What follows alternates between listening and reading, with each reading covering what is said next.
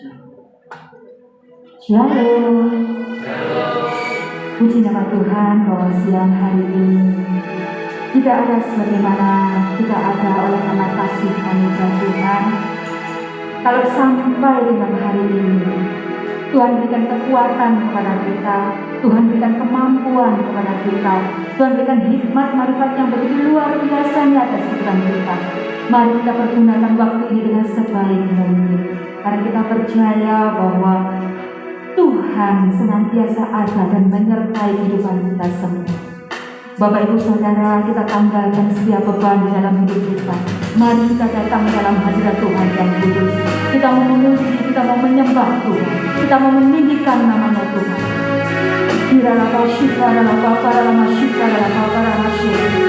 Sungguh hati kami limpah dengan ucapan syukur kepada-Mu Tuhan, sebab Engkau Allah yang luar biasa atas kehidupan kami. Siang hari ini Tuhan, kami datang dalam hadirat-Mu yang kudus. Kami rindu memuji dan menyembah Engkau. Kami rindukan hadirat-Mu di tempat ini, memenuhi kehidupan kami.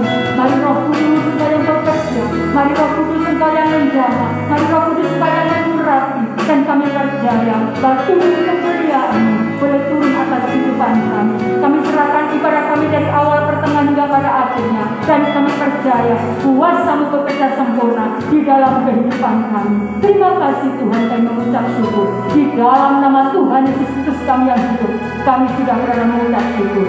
Haleluya. Amin.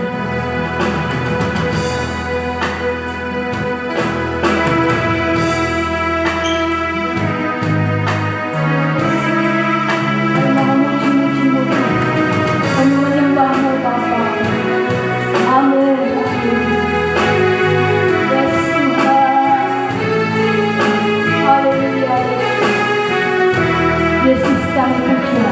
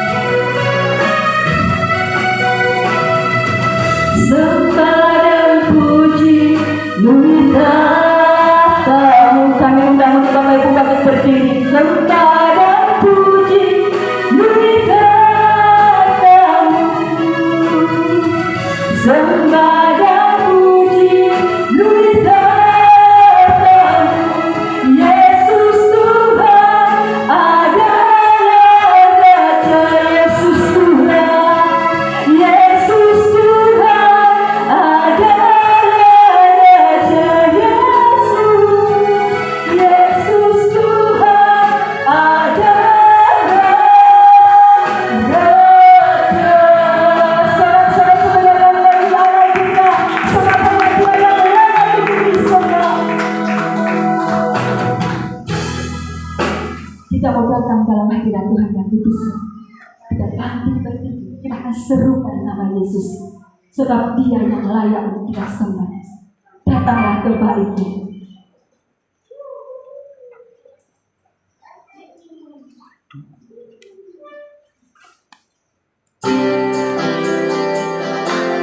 Ada sukacita Bapak Ibu Saudara. Amin.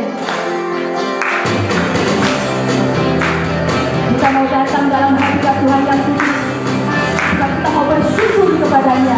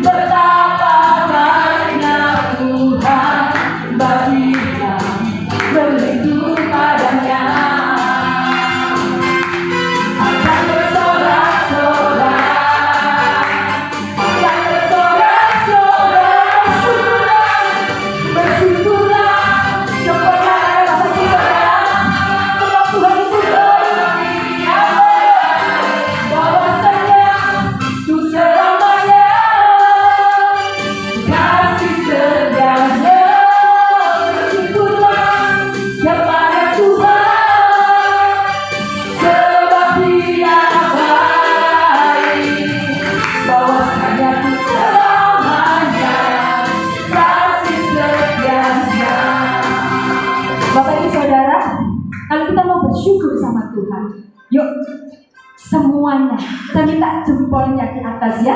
Kita mau bersyukur kepada Tuhan.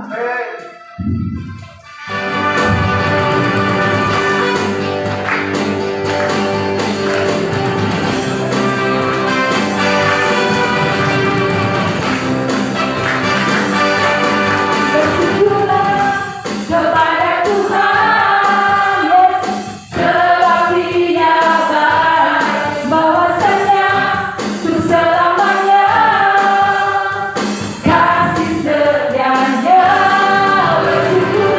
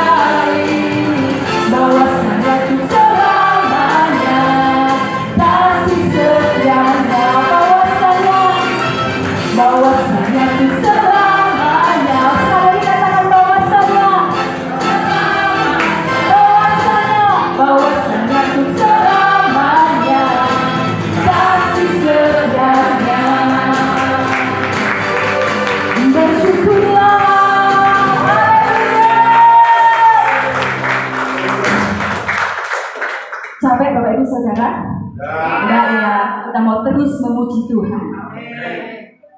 Indah bila kita bersama-sama dengan saudara seiman untuk kita senantiasa memuji dan menyembahnya. Kita dangdutkan ya saudara ya.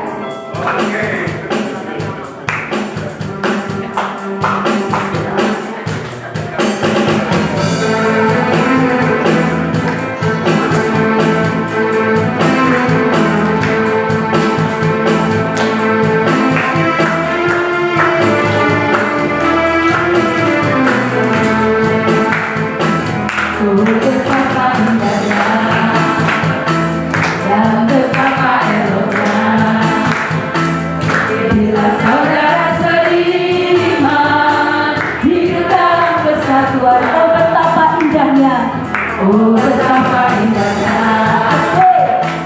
dan betapa eloknya bila saudara seiman hidup dalam persatuan. Baulah banding kepala harum yang menjatuhkan tubuhnya turun seperti ombak yang dari Hermon mengalir ke bukit Sion. Kesanalah dipimpin Tuhan akan berkata dicurahkan kehidupan untuk selamanya. Oh betapa indahnya.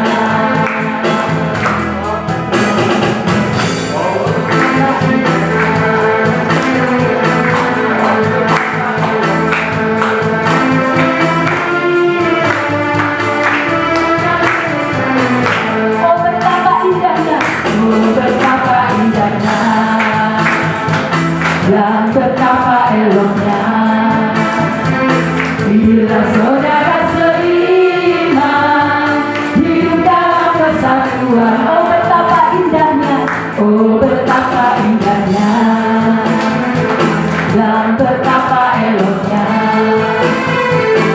bila saudara seiman hidup dalam persatuan. Baulah banding kepala yang menjatuhkan tubuhnya turun seperti ombak yang dari Hermon mengalir ke bukit Sion. Bersamalah diciptakan Tuhan agar berkata dicurahkan kehidupan untuk selamanya.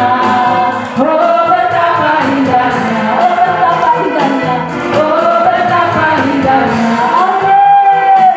Oh betapa indahnya. Haleluya. Silakan duduk Bapak Ibu Saudara. Siang hari yang begitu luar biasa, kita akan mendengarkan kebenaran firman. Sebab kita percaya bahwa kebenaran itu yang akan memerdekakan kehidupan kita. Mari Bapak Ibu Saudara, kita akan puji, kita mau selalu bersyukur kepada Tuhan. Sebab hanya Tuhanlah yang layak untuk dimuliakan.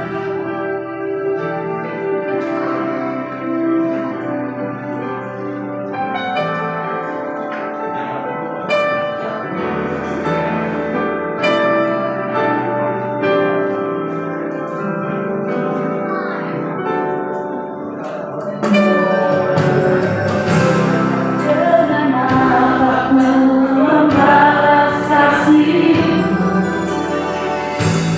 yang ku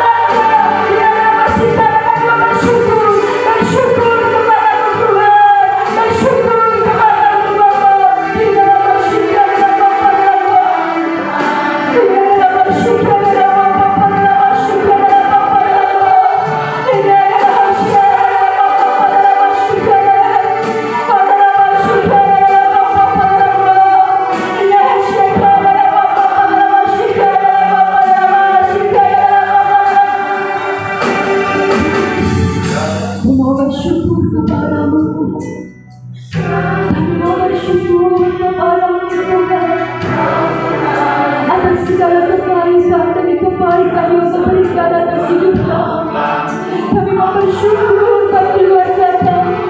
Kami mau bersyukur buat anak-anak kami. Kami mau bersyukur buat suami, buat istri. Kami mau bersyukur kepada-Mu Tuhan. Kami mau bersyukur buat kakak kami Tuhan. Kami mau bersyukur buat bangsa kami Bapa.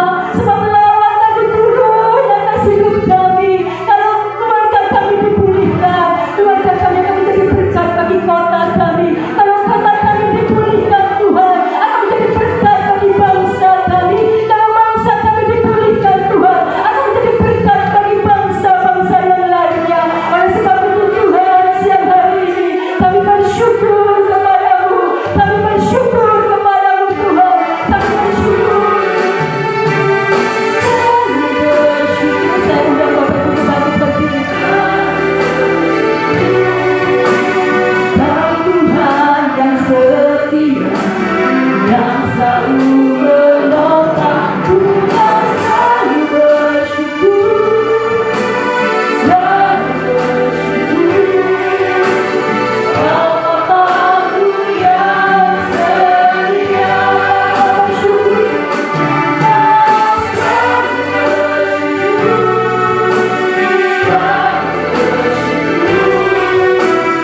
Kau Tuhan yang setia, yang selalu menopang. Tuhan selalu bersyukur, selalu bersyukur.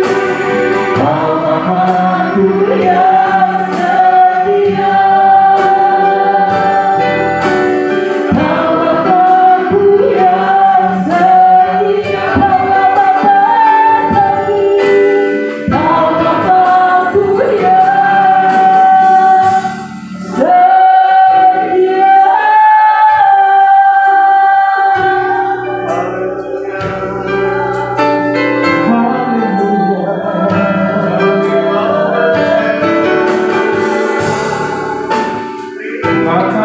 setia. Bapa yang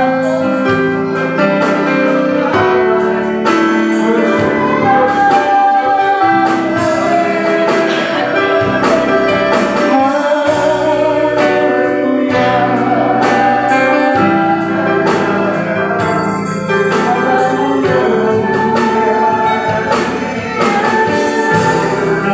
tidak ada yang seperti-Mu, tidak ada yang dapat menyamai-Mu. Kau berkuasa.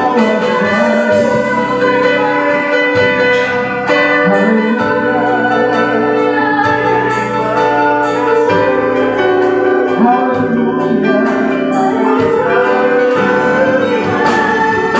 haleluya.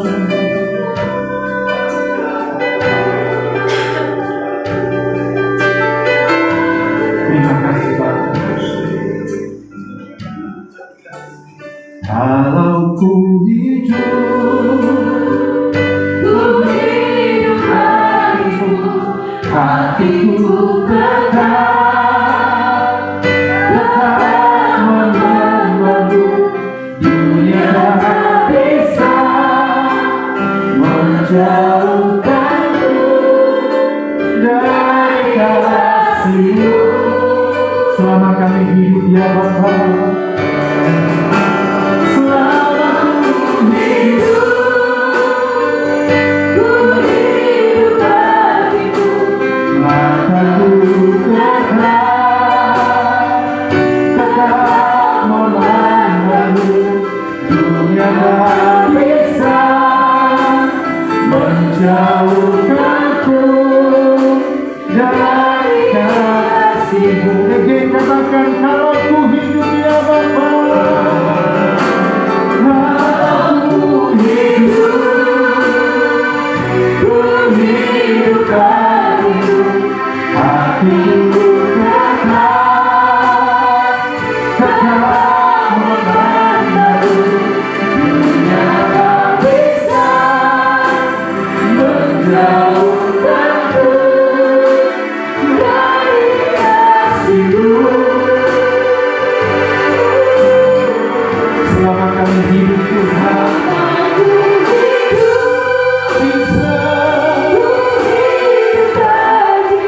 Inilah janji kami Bapa.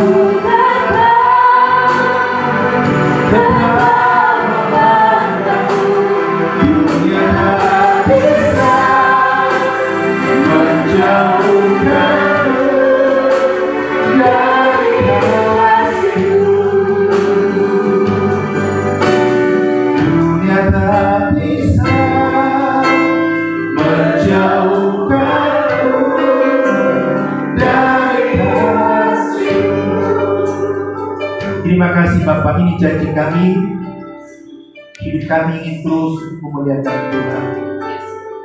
Datanglah kerajaan di tempat ini Bapak. Datang Roh Kudus. Kontrol ilahi betul-betul sempurna untuk kami hari ini. Ketika kerajaan datang, tidak ada satu kekuatan pun yang mampu. Semua akan lari dari pinggir karena kuasa otoritas yang di dalam tangan. Roh apapun. Kami bersyukur karena kerajaan ada di sini. Kami bersyukur karena Roh Kudus ada di sini. Kami bersyukur karena hadirat-Mu ada di sini. Kami bersyukur karena surga-Mu ada di sini. Kami bersyukur karena Tuhan membawa kami semakin dalam menikmati kehadiran ini. Seolah kami Roh Kudus dan dikira supaya kami semakin bangga dengan Tuhan. Terpuji Bapa dalam nama Yesus. Haleluya. Amin. Silakan duduk saudara. Shalom. Ya. Saya pakai masker agak sulit ngomongnya, jadi jauh kan nggak apa-apa. Haleluya, haleluya. Happy apa ini? Anniversary ya. Ulang tahun ke-6 Imam Rajani. Luar biasa sekali. Tak rasa kita sudah 6 tahun. Kita menjadi keluarga yang diberkati Tuhan, menjadi keluarga yang dipersiapkan Tuhan untuk supaya kita boleh Tuhan pakai menjadi alatnya di kota Malang ini. Saudara, saya sangat percaya dengan itu. Secara khusus kita dalam 1 bulan terakhir ini kita mempelajari apa itu persekutuan atau komunitas atau keluarga Tuhan. Karena memang tema kita akan membawa kita ke sana secara khusus hari ini. Jadi supaya kita lebih dalam, ada ketika sudah dibagi, nanti ada juga ya di televisinya ya, slide-nya. Hari ini kita akan membahas apa dan bagaimana itu keluarga Allah. Saudara, keluarga Allah atau persekutuan atau komunitas. Kenapa ini perlu sekali? Karena seperti pujian kita tadi, tema kita juga di sini bahwa Tuhan memerintahkan berkat itu kepada keluarga. Saudara tahu arti memerintahkan? Kemungkinan bukan untuk kita, tetapi karena ada sesuatu yang memerintahkan ke sana. Tapi yang disebut keluarga di sana adalah bukan soal satu marga atau satu pang atau satu suku atau satu persekutuan, tapi soal bagaimana kita hidup bersama dengan rukun. Kalau kita persekutuan tapi tidak ada kebersamaan dan kerukunan di sana, itu bukan keluarga. Itu sebabnya kita akan bahas bagaimana menciptakan kebersamaan dan kerukunan itu supaya tercipta namanya keluarga. Saudaraku, sebenarnya secara de facto atau secara de jure, secara hukum kita ini keluarga. Kenapa sama kita keluarga? Anda anak Tuhan, saya anak Tuhan. Bapak kita Yesus.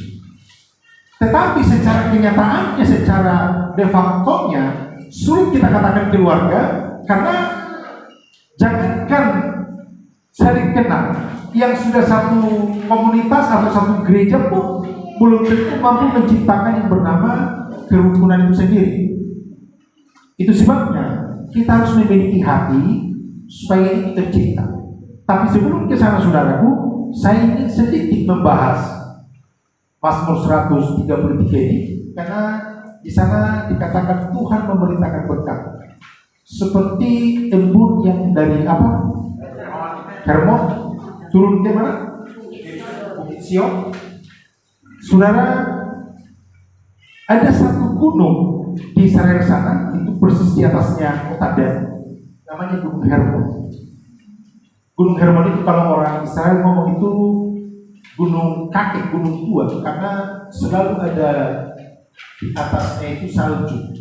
Jadi kalau dari kejauhan selalu kelihatan itu seperti orang tua yang rambutnya putih. Makanya mereka punya istilah-istilah seperti itu. Menariknya saudara, di seberang Hermon itu ada satu Yordania, daerah Yordania. Tetapi itu embun yang di sana itu menariknya kalau saudara nanti satu kali ke sana atau membaca ensiklopedia, itu nanti gunung itu tidak ada pohon-pohonan. Jadi salju itu langsung disedot oleh tanah, itu tanah dan nanti di bawah itu keluarlah sumber itulah yang menjadi sungai Yordan. Jadi dan itu dari kata Yordan, itu air atau sungai keluar dari tanah dan itulah menjadi sungai Yordan yang nanti melintasi keseluruhan Israel. Kebetulan ibu kota Israel pada waktu itu Yerusalem, pusat Yerusalem itu Sion. Itu menarik sekali, sehingga sampai kapanpun itu tidak pernah bisa berhenti, karena selalu ada salju di atas itu, dan salju itu turun langsung diserap oleh tanah, karena tidak ada pohon-pohon di situ. Dan herannya tidak pernah sampai tidak pernah ada satu cerita itu sampai roboh atau sampai abrasi atau apa macam-macam. Itu menarik sekali. Dan itu diibaratkan oleh Tuhan. Ketika hidup kita betul-betul mau menjadi keluarga Allah, maka berkat Tuhan itu akan seperti itu. Akan seperti itu. Siapa mau diberkati oleh Tuhan? Kita semua mau diberkati oleh Tuhan ya? Saya pun mau diberkati oleh Tuhan. Berkat yang seperti apa kita harapkan? Berkat jasmani atau berkat rohani? Rohani dulu ya. Karena apa artinya kaya? Tapi kalau hidupnya berantakan, tengkar suami istri, tengkar dengan anak, tidak ada keharmonisan, kira-kira ada arti kekayaan? Halo Bapak Ibu? Bapak Ibu kaya, tapi tidak ada damai dengan mertua, tidak ada damai dengan anak, ribut terus, ada artinya? Ada ya? Sakit hati semua ya? Tetapi ketika kita ada damai ilahi, luar biasa. Damai itu akan bisa membawa kita juga semakin menikmati berkat-berkat jasmani. Itu sebabnya kita harus awali berkat-berkat itu dari perkara-perkara surgawi. Karena ketika sudah ada damai, akan gampang mencari hal-hal yang jasmani.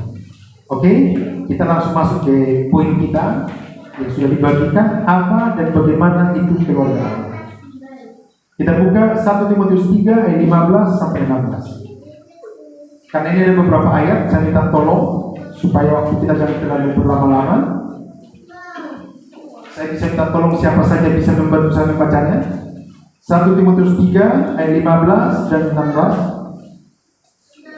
1 Timotius 3 ayat 15 dan 16. Jadi jika aku terlambat, sudahlah engkau tahu bagaimana orang harus hidup sebagai keluarga Allah, yakni jemaat dari Allah yang hidup, yang menopang dan dasar kebenaran. Dan sesungguhnya agunglah rahasia ibadat kita, Dia yang telah menyatakan dirinya dalam rupa manusia, dibenarkan dalam roh yang menampakkan dirinya kepada malaikat-malaikat, diberitakan di antara bangsa-bangsa yang tidak mengenal Allah, yang dipercaya di dalam dunia, diangkat dalam kemuliaan. Ya, perhatikan. Jika aku terlambat, sudah engkau tahu bagaimana orang harus hidup sebagai keluarga Allah. Keluarga Allah. Apa itu keluarga Allah? Ada 3 poin dikatakan di situ. Yang pertama, jemaat Allah yang hidup. Yang kedua, sebagai tiang penopang. Dan yang ketiga, sebagai dasar kebenaran.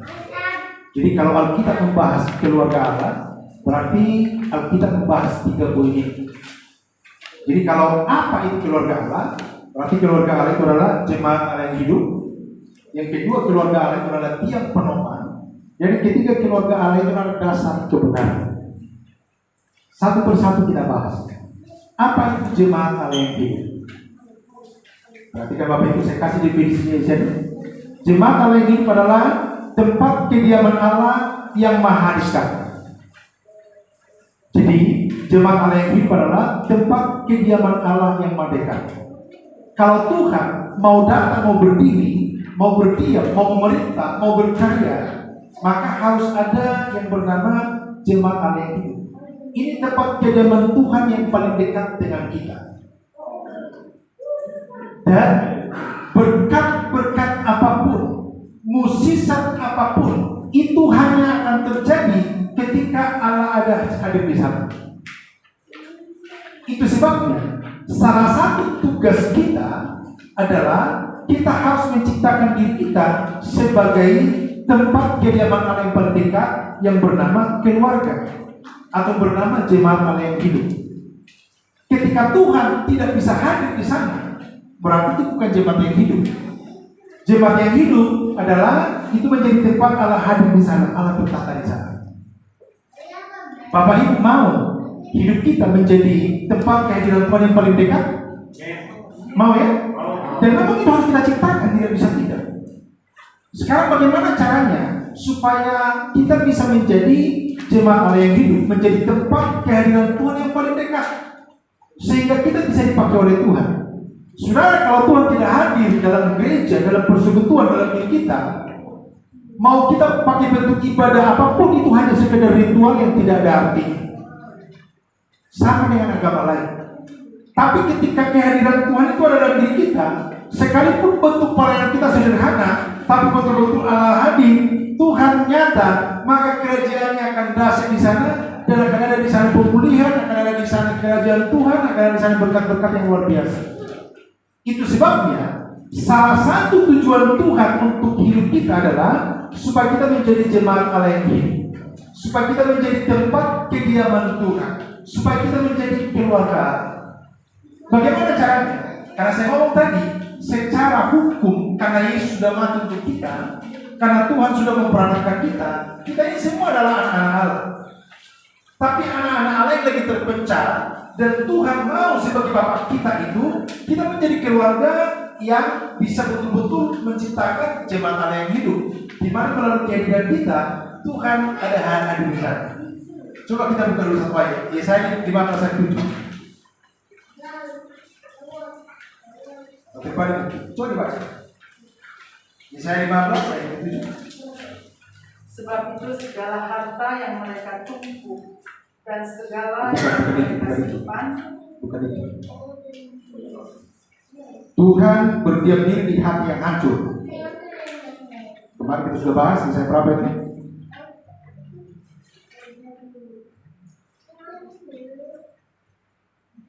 Salah ketik saya.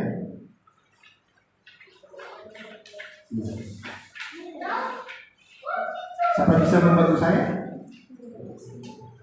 Tuhan hadir tidak hanya di surga, tetapi juga di hati yang remuk dan hati yang hancur. Yesaya 30:15 kalau saya salah. Ya betul. Saya akan baca untuk kita semua.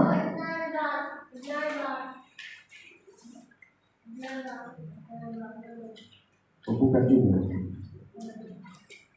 Oke, kita tolong satu orang membantu saya melihat itu. Yesaya berapa itu? Tuhan hadir tidak hanya di surga yang maha kudus, tetapi juga di hati yang remuk dan hancur. Yesaya berapa? 57:15. Yesaya 57:15. Kita tolong dibaca. Sebab beginilah firman yang maha tinggi, yang maha mulia, yang bersemayam untuk selamanya, dan yang maha kudus namanya. Yes. Aku bersemayam di tempat tinggi dan di tempat kudus, tetapi juga bersama-sama orang yang remuk dan rendah hati, untuk menghidupkan semangat orang-orang yang rendah hati, dan untuk menghidupkan hati orang-orang yang remuk. Perhatikan, ayat ini menarik sekali. Tes.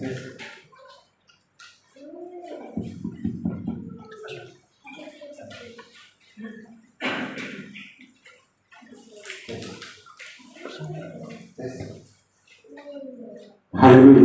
Oke.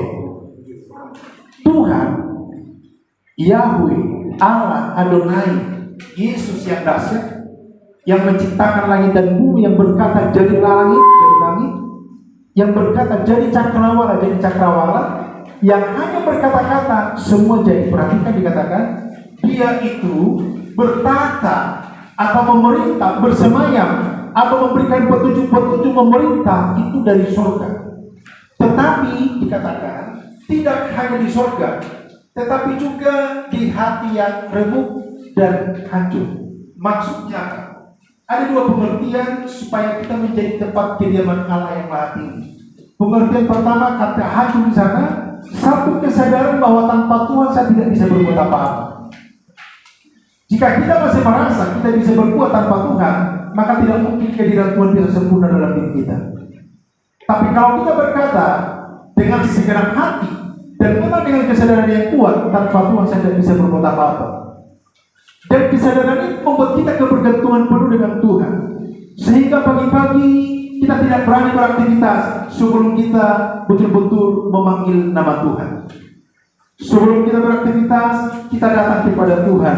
Tuhan, saya tidak bisa berbuat apa-apa tanpa Tuhan. Kesadaran itu membuat kita menjadi orang yang sangat-sangat kebergantungan dengan Tuhan. Karena saya sadar saya tidak bisa tanpa Tuhan. Itu sebabnya sebelum saya menemukan Tuhan dalam pagi-pagi, di hari-hari saya tidak akan mungkin keluar dari kamar. Saya harus berdoa dulu, saya harus baca firman dulu, karena saya sadar tanpa Tuhan saya tidak bisa buat apa-apa. Itu artinya hancur hati. Lalu yang kedua, kalau mau menciptakan kita sebagai keluarga Allah, ini juga menjadi prinsipnya. Seperti apa itu? Sebagai bukti, saya ingin menjadi keluarga Allah, maka saya harus hancurkan ego saya untuk menerima saudara. Kalau kita berdiri dengan ego masing-masing, kita tidak hancurkan hati kita tidak remukkan diri kita untuk menerima satu dan yang lain, kita tidak akan pernah bisa menjadi keluarga Allah. Sehingga kalau kita mau dipakai oleh Tuhan, bersekutu kita mau dipakai oleh Tuhan, tidak ada alternatif lain. Tidak ada cara lain kecuali saya hancurkan ego saya harus hancurkan keakuan saya, dan saya harus mau menerima sama seperti Yesus menerima saya pun harus mau menerima saudara-saudara yang lain seperti itu. Amin. Selama itu belum kita kerjakan saudara dengan baik-baik, sampai kapanpun kehadiran Tuhan tidak akan pernah bisa sempurna dalam diri kita. Karena Tuhan hanya akan bertata di hati yang hancur dan di hati yang remuk itu. Saudara mau kasih perpuluhan sama Tuhan 200 juta tidak ada artinya, karena Tuhan tidak bisa kita sogok. Tapi ketika hati kita sama seperti Dia, mau menerima kita apa adanya, dengan cinta yang besar, dengan cara menghancurkan dirinya. Cara Yesus menghancurkan dirinya, kalau kita lihat di Filipi 2 itu, Dia tidak menganggap dirinya itu setara. Dia meninggalkan kealahannya di surga. Dia rela menjadi manusia, bahkan sampai mati, bahkan seperti hamba. Itu cara Tuhan menghancurkan dirinya untuk menerima kita apa adanya. Itu sebabnya urapan Tuhan, otoritas Allah sangat dasar dalam diri Yesus. Dan di akhir zaman ini, Tuhan mau mencari orang-orang seperti itu supaya ada tempat kediaman Allah yang maha dekat. Arti maha dekat, kemanapun kita pergi, Tuhan ada di sana supaya kita bisa menjadi alatnya Tuhan di muka bumi ini. Amin ya? Dan mari siapkan hati kita. Sederhana sekali. Saya merasa saya tidak bisa bersama-sama, saya merasa saya tidak bisa, itu sebabnya saya menjadi orang yang bergantungan penuh dengan Tuhan. Lalu yang kedua, saya harus menghancurkan ego saya untuk menerima seorang dengan yang lain. Itu yang disebut dengan jemaat Allah yang hidup. Yang kedua disebut tiang penopang. Tiang penopang berarti semua dalam kebersamaan sama-sama kita menjaga dan menopang dan menyampaikan kebenaran Kristus. Maksudnya tidak ada di antara kita yang lebih hebat dari yang lain. Kita mau duduk diam bersama-sama dengan Tuhan. Kalaupun ada hamba perlu dipakai Tuhan, bukan karena dia lebih hebat, hanya kepercayaan Tuhan. Lalu sesudah itu harus sama-sama rendah hati menyelidiki untuk kita bersama-sama di dalam kebenaran.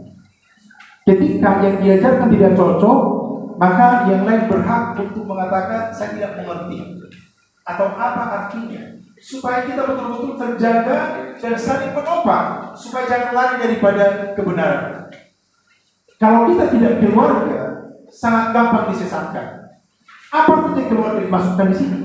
Seorang anak punya hak untuk ngomong sama ayahnya. Ketika satu orang yang benar terus, itu sudah tidak keluarga. Nah, maksud saya Bapak Ibu, kalau ada satu komunitas dan dia benar terus, kebenaran tunggal, tidak bisa dikoreksi, saya ngomong keluar dari sana, itu bukan keluarga.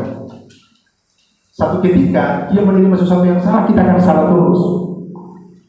Tetapi yang disebut keluarga adalah kita siap untuk menerima masukan, tetapi standarnya tetap adalah firman Tuhan. Bukan kita kompromi untuk menyenangkan hati orang, tetapi kita merendahkan hati untuk betul-betul bersama-sama menyelidiki kebenaran. Karena disebut dengan arti tiang penopang adalah dalam kebersamaan kita sama-sama menjaga kebenaran itu. Maksudnya adalah yang pertama kita tekun dalam pengajaran supaya pengajaran itu menjadi kebenaran. Yang kedua, sama-sama meneliti, berdiskusi dan rendah hati untuk mengaplikasikan. Di Mamat Rajan ini yang kita kerjakan. Hanya sayangnya kita masih hanya bisa kerjakan melalui WA group. Saya tidak tahu maksimal atau tidak, tapi bersyukur hari ini kebetulan level PPKM kita juga sudah memungkinkan untuk bisa mulai kita bersekutu, dan pas anniversary ini menarik sekali. Ke depan kita akan lebih banyak berdiskusi supaya kita lebih hangat dan kita betul-betul tidak hanya menjadi pendengar, tapi ada sesuatu yang kita tidak mengerti, kita bisa bertanya, karena semua kita punya tanggung jawab yang sama.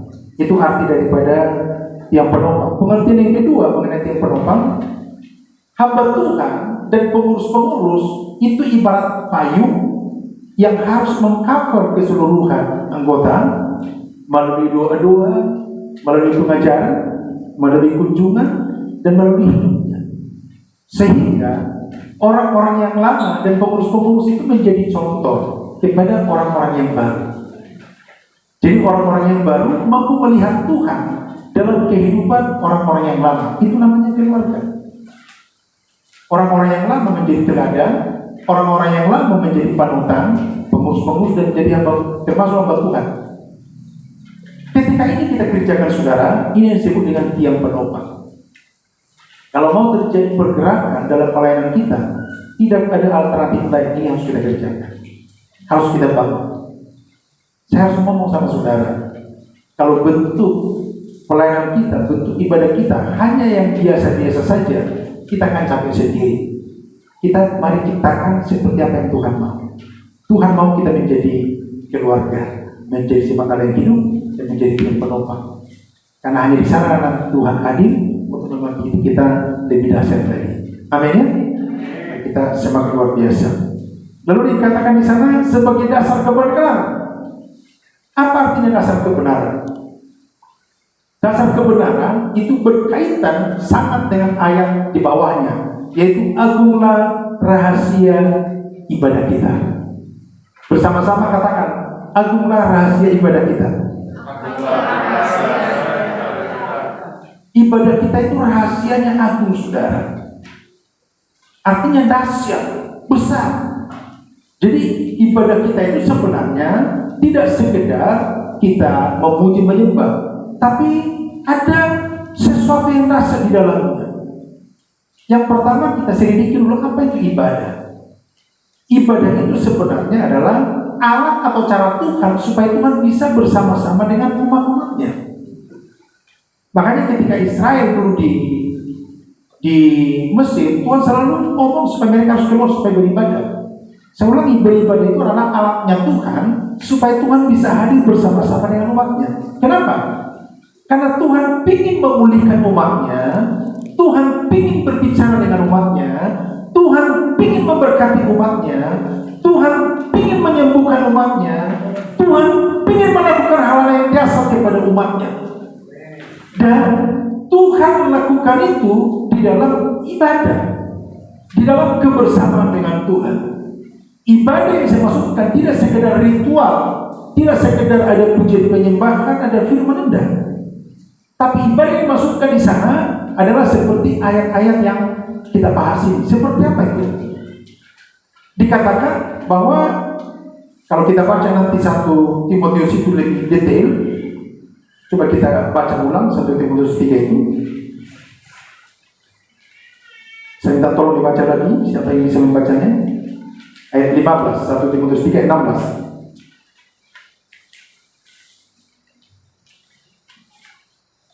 Iya, 1 Timotius 3 ayat 16. 1 Timotius 3 ayat 16, demikian firman Tuhan.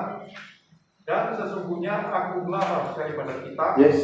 dia yang telah menyatakan dirinya dalam rupa manusia, dibenarkan dalam roh, yang menampakkan dirinya kepada malaikat-malaikat, diberitakan di antara bangsa-bangsa yang tidak mengenal Allah, yang dipercayai di dalam dunia, diangkat dalam kemuliaan. Perhatikan, saya ngomong tadi ibadah itu adalah alat atau cara Tuhan supaya Tuhan bisa bersama-sama dengan umat-umatnya. Perhatikan, ketika Tuhan memberikan Torah atau hukum kepada orang Israel, justru orang Israel semakin tidak bisa bersama-sama dengan Tuhan. Kenapa?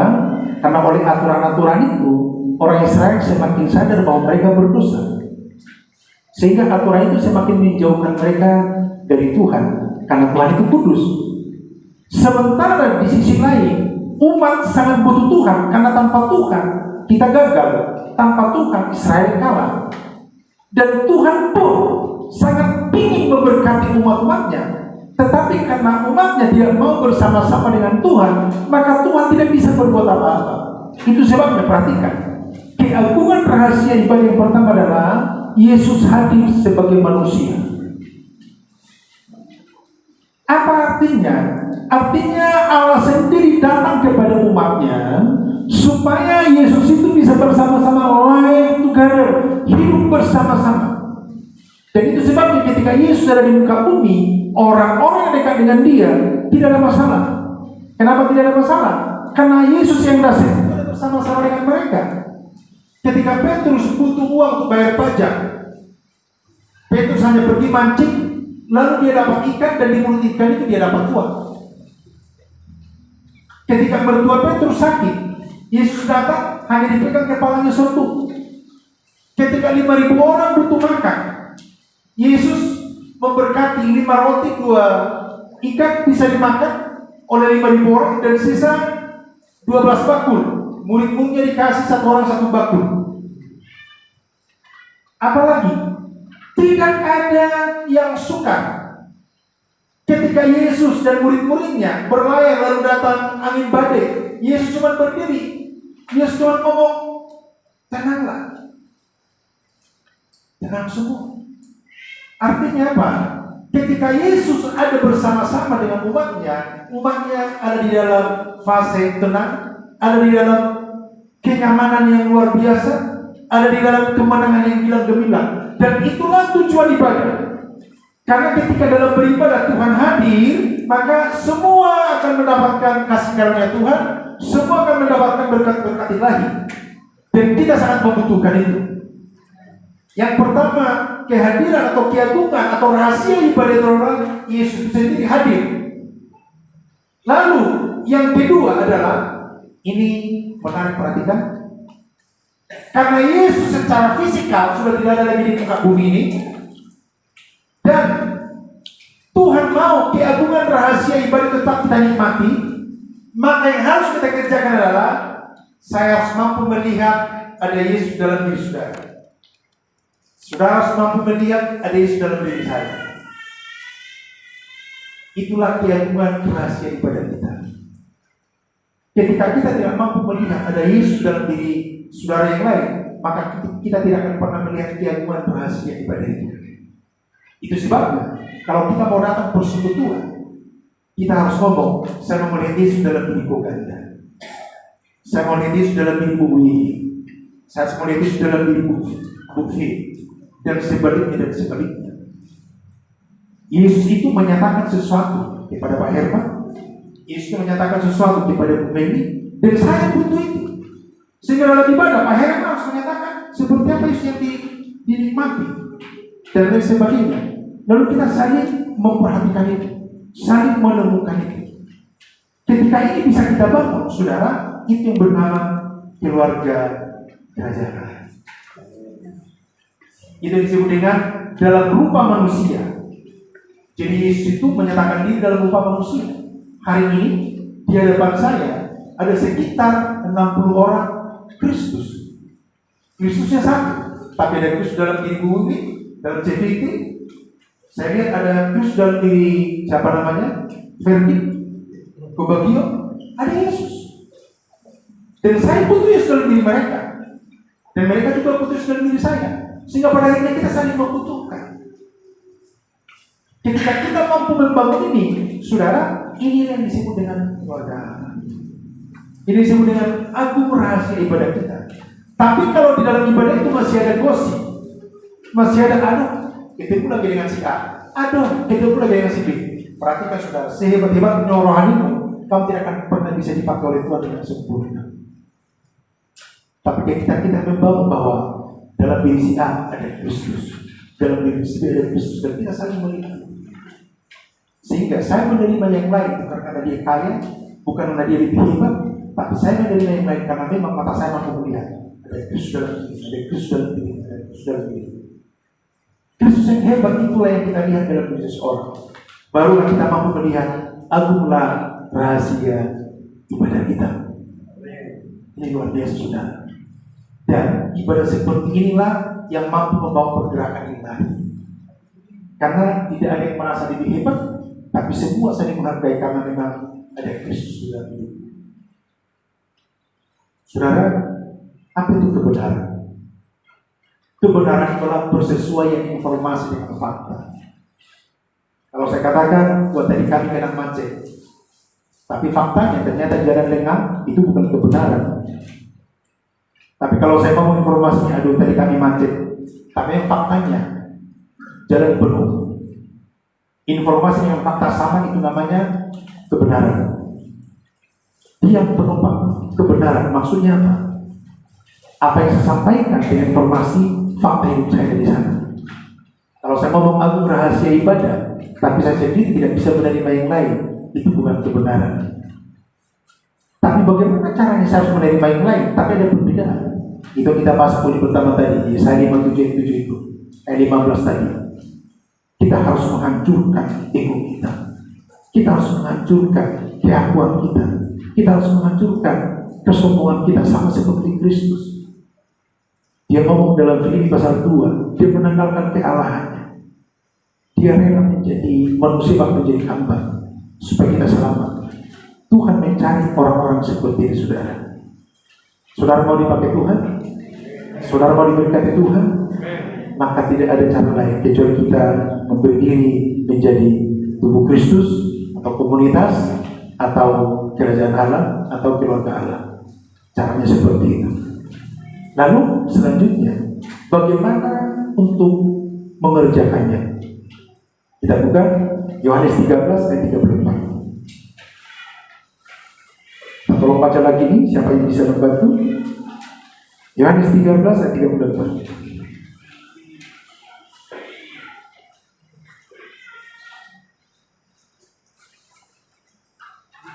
Yohanes 13 ayat 34, Aku memberikan perintah baru kepada kamu, yaitu supaya kamu saling mengasihi. Sama seperti aku telah mengasihi kamu, demikian pula kamu harus saling mengasihi. Luar biasa. Bagaimana caranya kita betul-betul terus bertumbuh sebagai keluarga Allah? Saya kasih ada 5 indikator pertanyaan. Yang pertama adalah, tapi semuanya adalah definisi mengasihi. Sebagai bukti saya mengasihi seorang dengan yang lain, sama seperti yang dibaca tadi, maka pertanyaannya sekaligus kita evaluasi saudara. Apakah saya bersedia mengampuni sesama anggota dan membereskan persoalan dengan mereka? Bapak Ibu, adakah punya persoalan seorang dengan yang lain? Kalau ada, pertanyaan saya, apakah kita bersedia mengampuni dan membereskan persoalan itu? Mungkin tidak hanya di sini, tapi paling kecil dalam keluarga. Persoalan dengan anak, persoalan dengan istri, atau di persekutuan lain atau di gereja lain. Kalau saudara tidak bersedia membereskan itu dan mengampuni, dengar saya baik-baik, tidak ada artinya Anda menyatakan Anda anak Tuhan. Karena kalau kita disebut anak Tuhan, berarti kita siap dipakai Tuhan untuk menyatakan kerajaan-Nya di muka bumi. Maka kita tidak punya pilihan. Kita harus siap membereskan dan mengampuni. Pertanyaan ini sederhana, tapi ini menjadi indikator apakah kita siap menjadi keluarga Allah. Apakah saya bersedia mengampuni sesama dan membereskan persoalan dengan mereka? Mungkin saudara berkata, kan masih banyak anggota lain. Kenapa harus dipaksakan dengan yang ini? Karena memang itu firman Tuhan. Siap membereskan, siap menerima, barulah kita disebut sebagai tubuh Kristus, baru kita disebut sebagai keluarga Allah. Lalu pertanyaan yang kedua, apakah saya bersedia melepaskan suatu perbuatan yang membuat orang lain itu syah atau motor lain syah? Kita harus siap dikoreksi. Wah, Bang Kendi, cara ngomongnya terlalu kasar. Misalnya, saya harus ngomong, aduh maafkan saya. Dan saya harus siap untuk dikoreksi dan saya harus siap untuk berubah kalau memang terlalu kasar. Saya harus minta masukan. Itu yang disebut dengan keluarga, itu yang disebut dengan komunitas, itu yang disebut dengan saling mengasihi. Itu dari katakan bahwa hendaklah kamu saling mengasihi seorang dengan yang lain. Itu perintah, itu bukan undangan. Perintah harus kita taati. Saudara kalau diundang ke pesta, saudara tidak datang, tidak ada masalah. Tapi karena ini perintah, saudara tidak kerjakan, pasti ada akibatnya. Maka kalau kita mau bertumbuh dengan kebenaran, ini saya harus ngomong tegas. Tidak ada alternatif lain kecuali kita berkata, ya saya mau. Maka pertanyaannya, apakah kita mau melepaskan atau mau mengubah ketika orang ngomong dia syak dengan cara hidup kita? Kalau kita masih beralasan, masih membela diri, saya harus ngomong tidak ada artinya kita ikut Tuhan. Mungkin ini terlalu keras, tapi kita harus mau membangun apa yang Tuhan mau. Saya ulangi, apakah saya bersedia melepaskan satu perbuatan yang dapat mengakibatkan syak bagi orang lain? Apa saja? Kita baru selesai membahas keuangan, suka berhutang, tapi sangat sabar untuk mengembalikan. Kita harus bertobat juga. Apalagi suka bohong, harus bertobat juga. Dan kita tidak perlu menganggap diri kita lebih jelek dari yang lain, karena semua kita dalam proses. Yang penting begitu ada evaluasi, oh ternyata memang saya masih seperti ini, dengan rendah hati kita datang, ya saya mau berubah. Jangan merasa dipermalukan, tapi karena kita harus bertumbuh bersama-sama, kita harus berkata, saya mau berubah. Ketika ini menjadi komitmen kita, saya beritahu, itu disebut dengan hati yang adil tadi, maka Anda sudah membuat dirimu menjadi tempat kediaman Tuhan yang paling dekat, supaya dari hidup kita nama Tuhan dipermuliakan. Amin ya? Lalu pertanyaan ketiga, apakah saya melayani saudara-saudara atau anggota yang lemah yang membutuhkan pertolongan saya? Ini menjadi pertanyaan. Sebagai bukti kita saling mengasihi, sebagai bukti kita lagi membangun sebuah komunitas, maka pertanyaan yang ketiga, apakah saya melayani atau hanya saya siap dilayani? Kalau kita hanya siap dilayani, tidak mau melayani, hanya siap menerima, tidak mau memberi, itu bukan keluarga. Saudara, Sungai Yordan yang saya ngomong tadi, dia itu nanti destinasinya atau tujuannya itu ke Laut Mati. Laut Mati itu ada sebuah laut di sana, sebenarnya itu seperti danau, tetapi tingkat keasinannya lebih tinggi daripada laut, sehingga tidak ada kehidupan di sana. Yang menariknya, sungai sebesar apapun masuk ke sana, laut itu tidak pernah berubah, selalu kurang. Ya, Maksudnya apa? Ketika kita hanya tahu meminta, hanya tahu menerima, itu laut mati. Dan tidak akan pernah ada kehidupan dalam hidupmu jika kita hanya mau menerima. Tidak akan ada. Hanya ada kematian, makanya disebut laut mati. Tapi kalau kita mau memberi, barulah ada kehidupan. Tuhan tidak mau kita menjadi laut mati, tapi Tuhan mau kita menjadi pembawa kehidupan. Bagaimana caranya? Maka caranya adalah pertanyaan yang ketiga ini.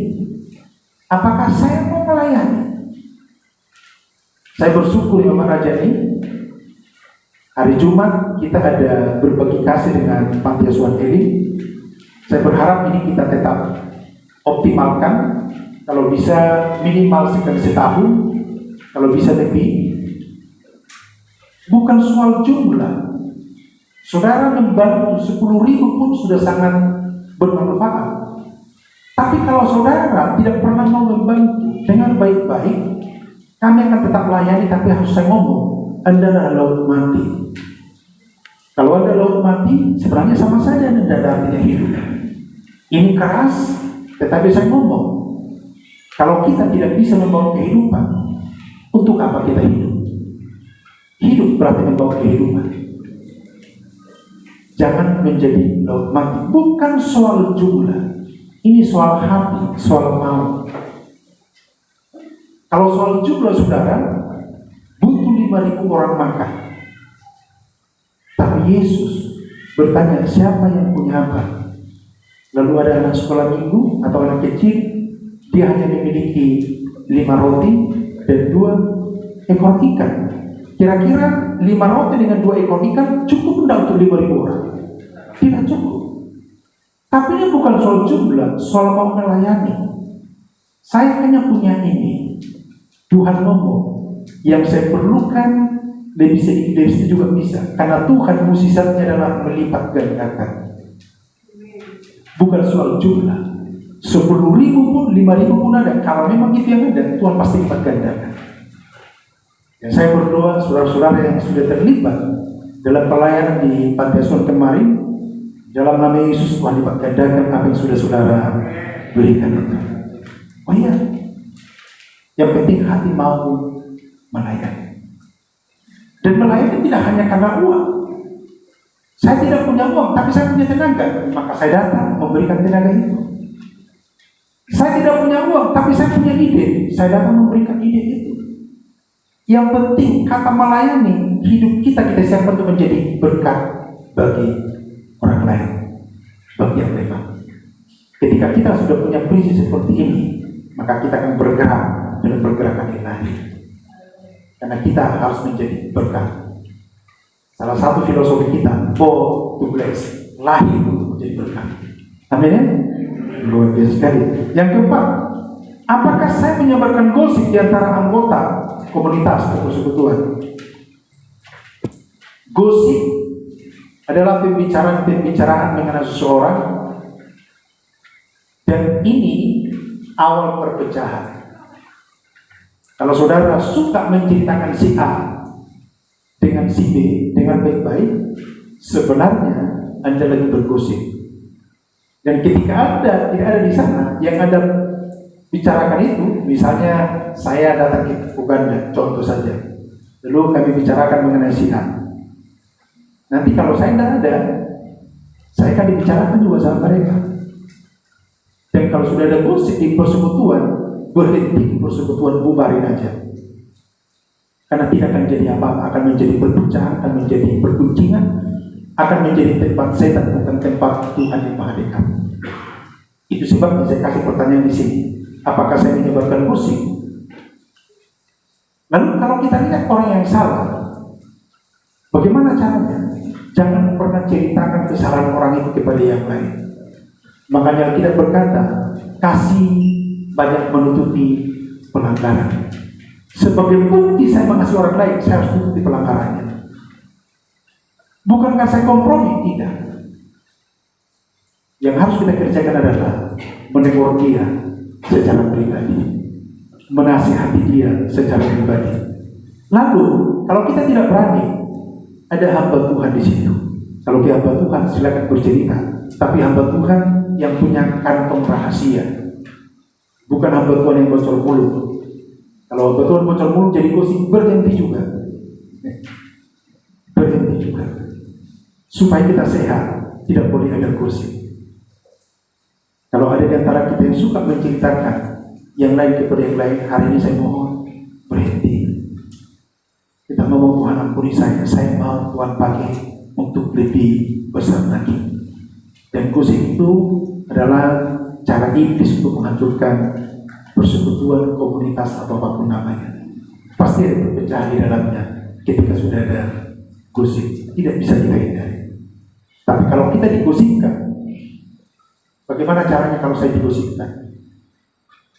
Tetap rendah hati. Buat sebuah prinsip, ibarat orang potong ayam, lalu bulunya itu sudah dibawa angin kemana-mana, lalu kita disuruh untuk mengumpulkan lagi bulu ayam itu, sudah akan bisa terkumpul dengan semuanya. Ketika kita sudah digosipkan, maka itu sudah akan menjadi cerita. Paling kalau kita ketemu, kita ceritakan kebenarannya, bahwa tidak seperti itu. Tapi tenang saja, Tuhan pasti membela kita. Saya pernah digosipkan dengan hal-hal yang aneh-aneh. Saya hanya berdiam diri saja, Tuhan yang membongkar semua sampai akhirnya kebenaran harus kelihatan. Tapi intinya adalah sebagai bukti saya mengasihi seorang yang lain, maka pertanyaan pertama, apakah saya bersedia mengampuni dan membereskan? Pertanyaan kedua, apakah saya bersedia melepaskan suatu perbuatan yang menjadi sial? Pertanyaan ketiga, apakah saya siap melayani saudara-saudara yang lain? Saya tidak menjadi laut mati, tapi juga siap terlibat untuk memberi hidup saya, tenaga saya, ide saya, uang saya, dan apa saja yang saya miliki. Baru yang keempat, apakah saya menyebabkan gosip atau tidak? Baru yang kelima, apakah saya memperlakukan sesama anggota sama seperti memperlakukannya kepada Tuhan? Saudara, sederhana penyampaian firman Tuhan hari ini, tetapi saya beritahu, ketika ini kita kerjakan, kita lagi membangun sebuah keluarga Allah di mana Tuhan akan hadir di sana. Kalau kita tidak bisa membangunnya, saudara, tidak ada artinya kita berpersekutuan. Tapi mari kita membangunnya. Syaratnya hanya Yohanes 5:7 ayat yang ke-15. Tuhan bertata tidak hanya di surga, tetapi juga di hati yang remuk dan hancur. Saya akan coba ulangi ini sebelum kita berdoa. Seperti apa hati yang remuk dan hancur? Dua pengertian. Yang pertama, kesadaran yang sangat kuat bahwa tanpa Tuhan saya tidak bisa berbuat apa-apa. Kesadaran inilah membuat saya bergantungan penuh dengan Tuhan, sehingga saya tidak akan berani beraktivitas sebelum saya menemukan Tuhan. Saya sadar tanpa Tuhan saya tidak bisa berbuat apa-apa. Membuat saya menjadi kuat berdoa, membuat saya menjadi orang yang kuat berpuasa, membuat saya menjadi orang yang kuat menyembah Tuhan. Karena saya sadar tanpa dia saya tidak bisa buat apa-apa. Saya harus dekat dengan dia, karena dia adalah sumber kekuatan saya. Pengertian yang kedua, kalau saudara mau dihadiri Tuhan dari hari ke hari, pengertian yang kedua ini adalah saya menghancurkan diri saya. Maksudnya ego saya untuk menerima yang lain, sama seperti Kristus menerima saya. Saudara masih ingat satu ketika Paulus memberikan sebuah pengajaran bagaimana jemaat mula-mula atau jemaat yang dari Paulus pada waktu itu melakukan pertemuan kudus. Dikatakan begini, kalau Anda dengan cara yang salah melakukan perjamuan kudus, maka banyak yang mati, banyak yang lemah, banyak yang mati. Seperti apa cara yang salah? Pada waktu itu perjamuan kudus yang dikerjakan oleh gereja pada waktu itu adalah dengan cara setiap orang membawa makanan. 1 Korintus 7, 1 Korintus 11 mengajarkan ini. Tetapi waktu itu banyak orang kaya, dia bawa makanan, tapi dia nikmati sendiri makanannya. Maksudnya apa? Pada waktu itu, ketika gereja mulai hidup bergerak, ada space, ada jarak di antara orang kaya dengan orang miskin, karena waktu itu ada namanya berbeda. Lalu ada space, jarak di antara suku bangsa. Ada ras, ada tingkatan kemanusiaan. Lalu Paulus dengan murid-murid waktu itu membuat arti kasih. Sama seperti Kristus menerima saya padanya, maka arti perjamuan kudus, perjamuan kasih waktu itu adalah bahwa saya pun harus menerima yang lain apa adanya. Sama seperti itu, kalau Kristus sudah menerima saya, maka saya pun harus menerima yang lain. Lalu itu di sana budayanya untuk bukti saya sudah menerima yang lain adalah soal makanan. Kalau saya sudah menerima yang lain sama seperti Kristus menerima saya, maka saya harus menerima dia makan di rumah saya, dan saya harus menerima apa yang menjadi makanannya. Makanya pada waktu itu Paulus membuat satu acara di gereja itu, semua orang saat tertentu harus bawa makanan masing-masing, lalu itu mereka saling bertukar. Kalau ada orang tidak mau menerima makanan yang lain, atau dia hanya makan makanannya sendiri karena dia merasa lebih kaya, lalu kita mencatat orang yang pasti lemah dan banyak yang mati. Tuhan mau kita ini membawa kehidupan. Tuhan mau kita ini betul-betul mau menerima yang lain satu yang lain. Itu artinya kita harus menghancurkan ego kita. Sehingga pada waktu itu orang-orang kaya, tuan-tuan, dia harus menghancurkan egonya untuk menerima yang lain. Bahkan Paulus satu ketika bertemu dengan seseorang di penjara bernama Onesimus. Dan dia adalah hamba yang lain dari Filemon. Hamba atau lari atau dibuat kasus lah. Tapi dia di penjara, dilayani oleh Paulus. Dan dia menolong Paulus. Lalu dikembalikan lagi Onesimus ini kepada Filemon. Hai Filemon, Onesimusnya sudah melayani saya, tolong dia terima. Coba bayangkan itu. Orang yang menciptakan masalah dalam keluarga dikembalikan oleh hamba Tuhan dengan harus kita terima. Itu artinya kita harus menghancurkan ego kita, harus menghancurkan apalagi namanya kemanusiaan daging kita untuk menerima yang lain. Dan itulah arti kasih. Dan itu dikerjakan oleh gereja mula-mula.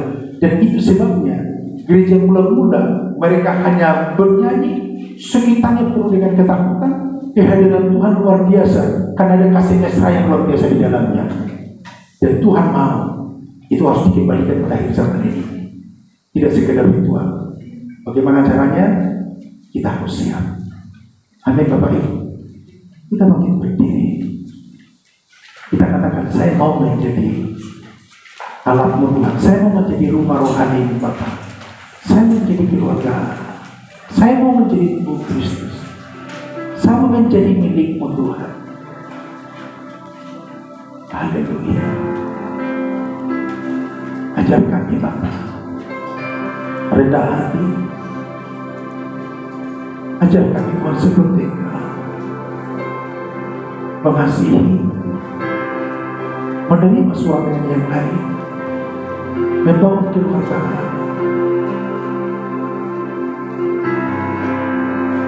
Jesus, haleluya. Angkat hatimu kepada Dia. Mulai berkata, saya mau Tuhan, saya tidak mau menjadi laut mati, tapi saya mau menjadi berkat. Saya mau meninggalkan yang berkorelasi. Saya mau berhenti berdosa. Saya mau menjadi keluarga Allah. Saya mau menerima yang lain. Saya mau menghilangkan ego saya. Mulai berkata-kata dengan Dia. Haleluya. Kami mau Bapa. Kami mau Tuhan. Inilah kami. Jesus, sudah pakaya suka tangan saya. Haleluya. Haleluya.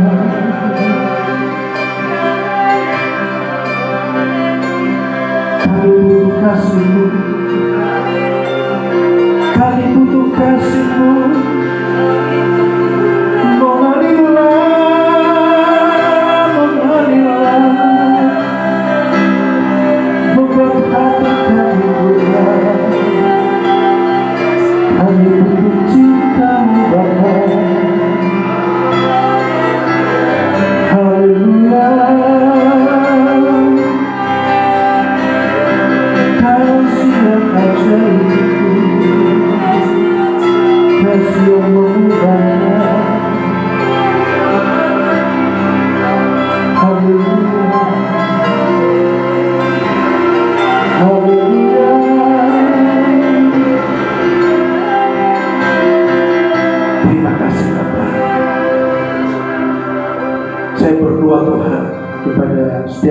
hadir di sini.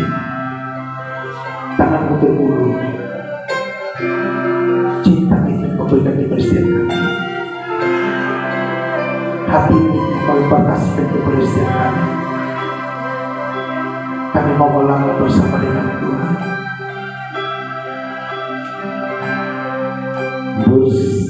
Bersama keluargaku melayani Tuhan. Bersama selamanya mengasihi Engkau. Tiada yang dapat kasih-Mu ya Tuhan. Bagi kami Kaulah segalanya.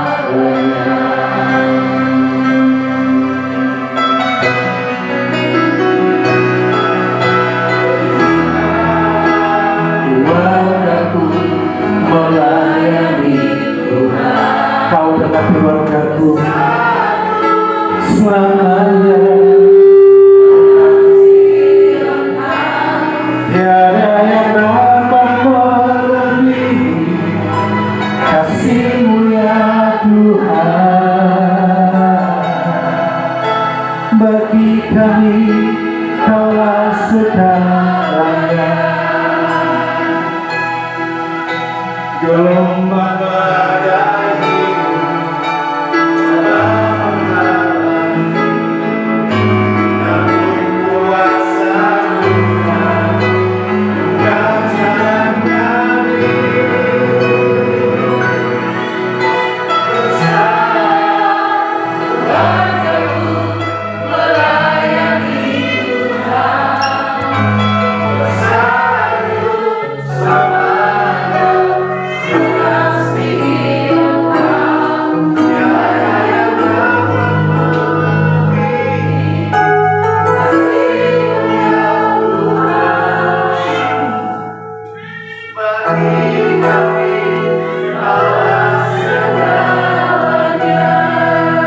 Saya persilakan duduk kembali.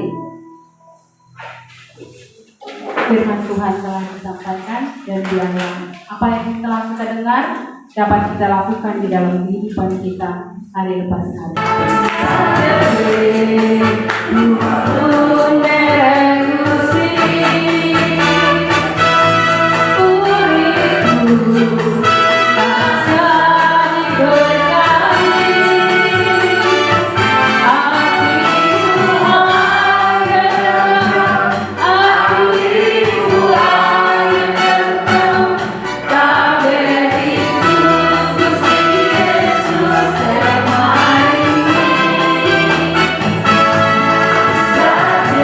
Yesus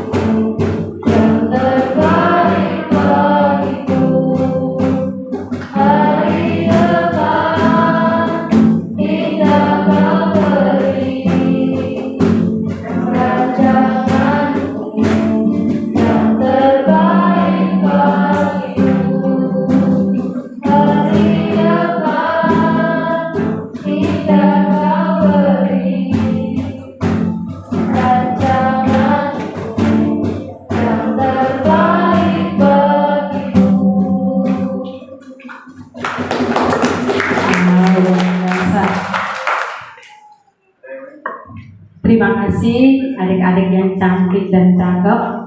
Mereka adalah penerus daripada Persekutuan Imam Rajani. Sudah ada calon pemain musik, sudah ada calon WL dan sebagainya.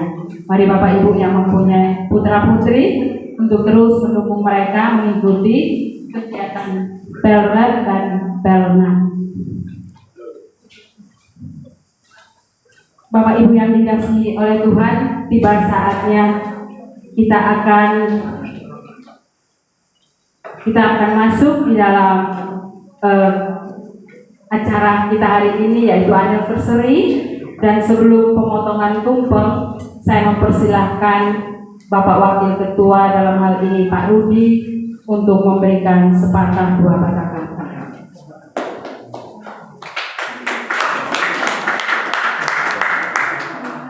Baik, terima kasih. Shalom. Shalom. Tuhan, kita sudah sampai anniversary yang ke-6 ya. Pengucapan terima kasih yang tadi sudah harus kita sampaikan. Kami sampaikan adalah yang pertama adalah tak lupa bahwa pendiri dari persekutuan ini yang menggagas, ya. Salah satunya Bapak Meneng dahulu, Pak Meja, keluarga, dan kemudian ada Leman, ada ya, dan terima kasih juga untuk pendiri yang sekarang sudah membina kami. Masih pengajarannya masih tetap kita berdoa. Dan kami ucapkan terima kasih untuk setiap pengurus yang sudah berlelah-lelah berjibaku gitu ya. Saya pikir tidak kenal lelah gitu ya. Jadi selalu siap, saya percaya 24 jam gitu ya. Terima kasih juga untuk setiap anggota Imam Rajani yang begitu setia, walaupun kita hampir 2 tahun ya kita tidak ada ragawi dan kita online, tapi masih begitu antusias mengikuti ibadah online, bahkan berdiskusi gitu ya, sampai rasa engkal-engkalan di dalam gitu. Tapi puji Tuhan, saya pikir itu adalah satu proses pertumbuhan kita masing-masing ya. Jadi kita akan dibentuk menjadi lebih luar biasa dengan firman Tuhan. Terima kasih luar biasa, dan sudah ada tumpeng. Sebentar lagi kita akan potong tumpeng sebagai salah satu simbolis ya, bahwa kita kita mensyukuri bahwa Tuhan sudah memberikan kita sampai masa 6 tahun, dan saya percaya dengan generasi yang sudah ada kita akan terus semakin lebih luar biasa lagi, dan nanti anggota kita berharap Tuhan ini kita jiwa-jiwa baru ya, akan banyak jiwa-jiwa yang terselamatkan, yang bisa bergabung bersama dan kemudian sama-sama belajar dan bertumbuh dalam Tuhan. Terima kasih, Tuhan Yesus memberkati. Kita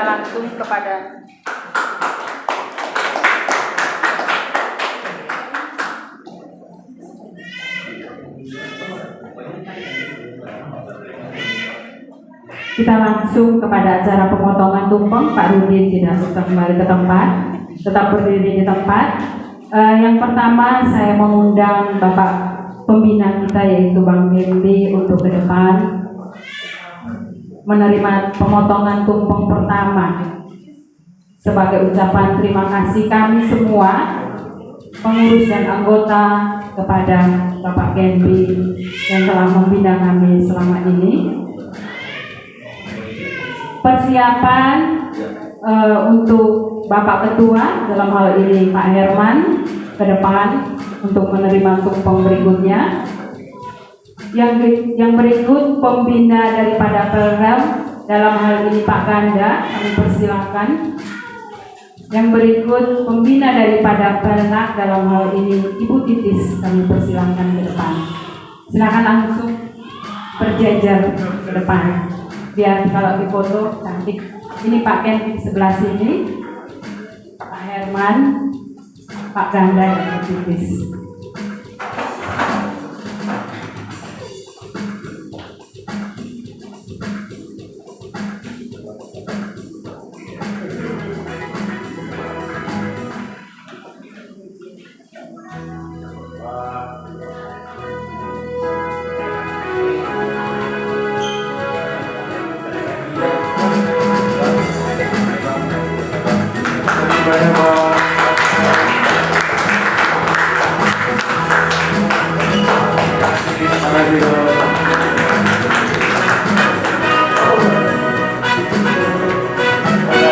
kasih remaja kita luar biasa dan anak-anak lebih luar biasa gitu ya. Oh sudah deh.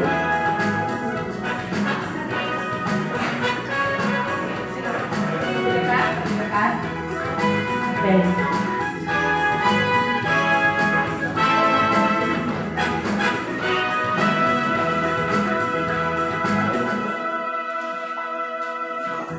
Terima kasih kepada semua pengurus yang telah mendukung pelayanan di Persekutuan Imam Madrajani.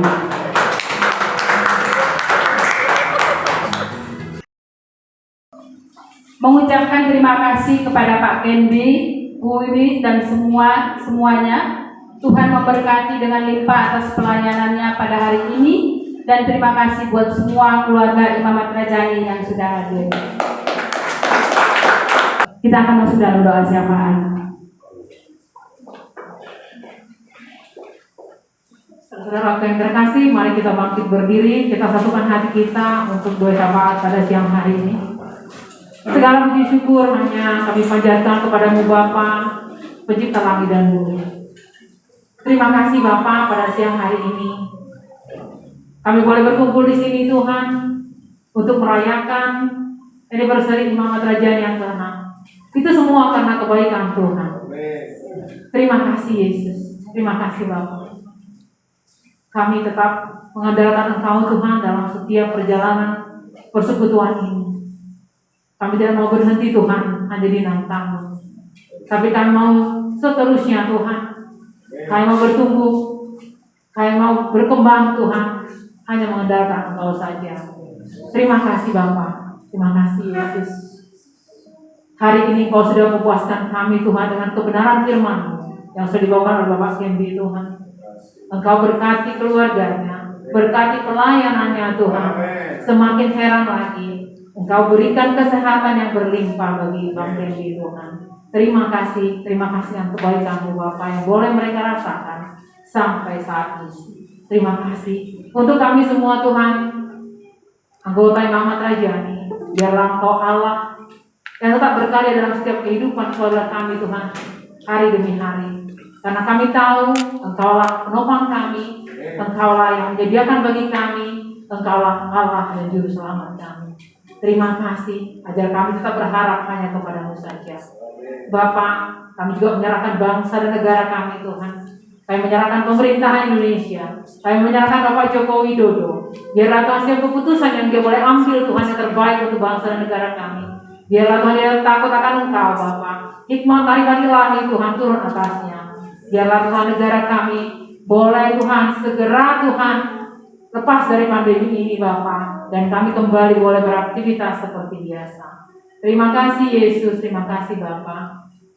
Kami menyerahkan Tuhan semuanya hanya di dalam nama Tuhan kami Yesus Kristus. Setiap anak-anak Tuhan yang mengambil pelayanan pada hari ini Tuhan, Engkau Allah yang memberkati mereka. Hanya di dalam nama Tuhan kami Yesus Kristus. Haleluya. Amin. Tidak berdiri.